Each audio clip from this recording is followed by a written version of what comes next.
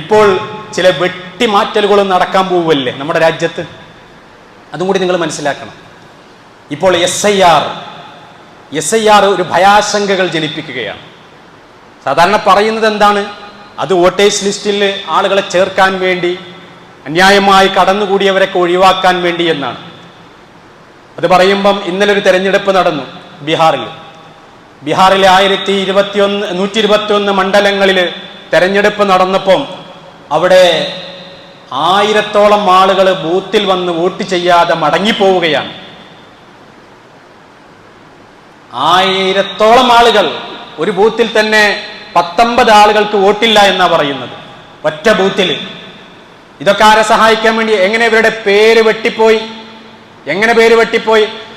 ഈ ബീഹാറിൽ SIR നടപ്പിലാക്കപ്പെട്ട സ്ഥലമാണ്. SIR എന്ന് പറഞ്ഞാൽ നമുക്കറിയാം, സ്പെഷ്യൽ ഇന്റൻസീവ് റിവിഷൻ എന്നാണ്, പ്രത്യേകമായ തീവ്ര പുനഃപരിശോധന. അപ്പൊ തീവ്രമായ പുനഃപരിശോധന നടത്തി വോട്ടേഴ്സ് ലിസ്റ്റ് ക്ലിയർ ആക്കുന്നതിന്റെ ഇടയിൽ നമ്മളൊക്കെ വിചാരിക്കും ഇതിനെന്താ ഇത്ര തകരാറ്? കാരണം നമ്മളൊക്കെ SIR പൂരിപ്പിച്ചു കൊടുത്താൽ പോരെയെന്ന്. 83 വയസ്സുകാരനായ മൊയ്നുദ്ദീൻ ഖാസിമി ഇന്നലെ പത്രപ്രവർത്തകരോട് ചോദിച്ചൊരു ചോദ്യമുണ്ട്.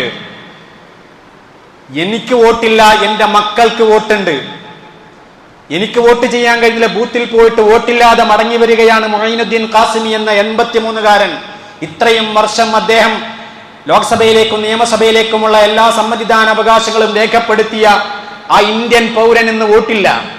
അദ്ദേഹം ചോദിക്കുകയാണ്, അദ്ദേഹത്തിന്റെ മകൻ ചോദിക്കുന്നു, SIR ഫോം പൂരിപ്പിച്ച് ഞങ്ങൾ ഒരുമിച്ചല്ലേ തന്നത്, പിന്നെ എങ്ങനെ എന്റെ ഉപ്പയുടെ വോട്ടില്ലാതെയായി പോയി? BLOയുടെ മുന്നിൽ ചോദിച്ചപ്പോൾ ബൂത്ത് ലെവൽ ഓഫീസർ പറയുകയാണ്, എനിക്കും അത് ഓർമ്മയുണ്ട്, പക്ഷെ എങ്ങനെ പേര് നഷ്ടപ്പെട്ടു എന്ന് എനിക്കറിയുകയില്ല. അതുകൊണ്ട് SIR പൂരിപ്പിക്കുന്ന എൻ്റെ ഓരോ പ്രിയപ്പെട്ട സഹോദരീ സഹോദരന്മാരും മനസ്സിലാക്കേണ്ടത്, നിങ്ങൾ SIR ഫോം പൂരിപ്പിച്ച് വീട്ടിൽ സുഖമായി കിടന്നുറങ്ങിക്കഴിഞ്ഞാൽ നിങ്ങൾ ബൂത്തിൽ പോകുമ്പോൾ നിങ്ങളെ വോട്ടുണ്ടായിക്കൊള്ളണമെന്നില്ല.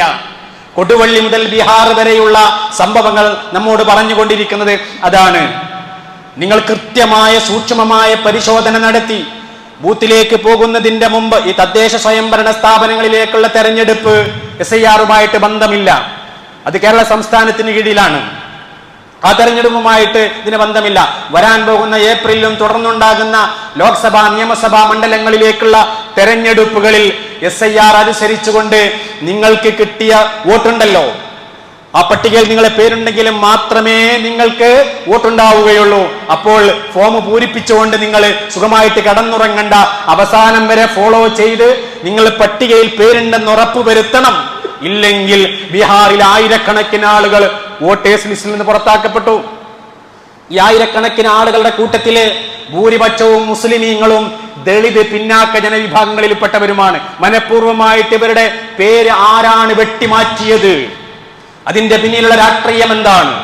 അതുകൊണ്ടാണ് SIR പ്രത്യക്ഷത്തിൽ തകരാറില്ല എന്ന് പറഞ്ഞുകൊണ്ട് ഒളിച്ചു കടത്തുമ്പോൾ അതിന്റെ പിന്നിലെ അജണ്ടകൾ വിദ്വേഷ രാഷ്ട്രീയത്തിന്റെയും പരമത വിദ്വേഷത്തിൽ അധിഷ്ഠിതമായ ഏകാധിപത്യ സ്വേച്ഛാധിപത്യ മനോഭാവത്തോടുകൂടി രാജ്യത്തെ ജനങ്ങളെ വിഭജിച്ച് ഭിന്നിപ്പിച്ച് ഭരിക്കണമെന്നും രാജ്യത്തെ പിന്നാക്ക മുസ്ലിം ജനവിഭാഗങ്ങളുടെ പൗരത്വം തന്നെ എടുത്തു മാറ്റണമെന്നും പറയുന്ന ഒരു രാഷ്ട്രീയ കക്ഷിയുടെ ഗൂഢമായ ചട്ടുകമായി പ്രവർത്തിച്ചു കൊണ്ടിരിക്കുന്ന തെരഞ്ഞെടുപ്പ് കമ്മീഷന്റെ SIR-നെ നമ്മൾ വിമർശന ബുദ്ധിയാ കാണുന്നത് അവിടെയാണ്, അനുഭവത്തിന്റെ വെളിച്ചത്തിലാണ്. NRC SIR-യിലൂടെ ഒളിച്ചു കടത്തുകയാണ് എന്ന് രാഷ്ട്രീയ നിരീക്ഷകന്മാർ ഉത്കണ്ഠയോടുകൂടി ഭയപ്പെടുകയാണ് പ്രിയമുള്ളവരെ. അതുകൊണ്ട് വളരെ ശ്രദ്ധയോടുകൂടിയായിരിക്കണം തെരഞ്ഞെടുപ്പുകളെ സമീപിക്കേണ്ടത്. ജനാധിപത്യ പോരാട്ടമാണ് രാജ്യത്തിന്റെ നിലനിൽപ്പിന് ആവശ്യം. ജനാധിപത്യ പോരാട്ടത്തിൽ നമുക്ക് ഉറച്ച വിശ്വാസമുണ്ട്. തീർച്ചയായിട്ടും ജനാധിപത്യം മരിച്ചിട്ടില്ല. ജനാധിപത്യം രാജ്യത്തിന്റെ ജീവവായുവാണ്. അതിനെ നിലനിർത്തേണ്ടത് ഓരോ മുസ്ലിമിന്റെയും ഓരോ ഇന്ത്യൻ പൗരന്റെയും ബാധ്യതയാണ് എന്ന് ആണയിട്ടുകൊണ്ട് അടിവരയിട്ടുകൊണ്ട് പറയുവാൻ ഞാൻ ആഗ്രഹിക്കുകയാണ്. നിങ്ങൾ അമാന്തം കാണിക്കരുത്. യുവാക്കളെന്റെ പ്രിയപ്പെട്ട ചെറുപ്പക്കാർ, എന്തിനു നമുക്ക് വോട്ട് എന്ന് നിങ്ങൾ വിചാരിക്കരുത്. നിങ്ങളാണ് ഈ രാജ്യത്തിന്റെ ഭാവിയുടെ ഭാഗധേയം നിർണയിക്കേണ്ടത് എന്ന്. ഫാഷിസത്തിനെതിരെ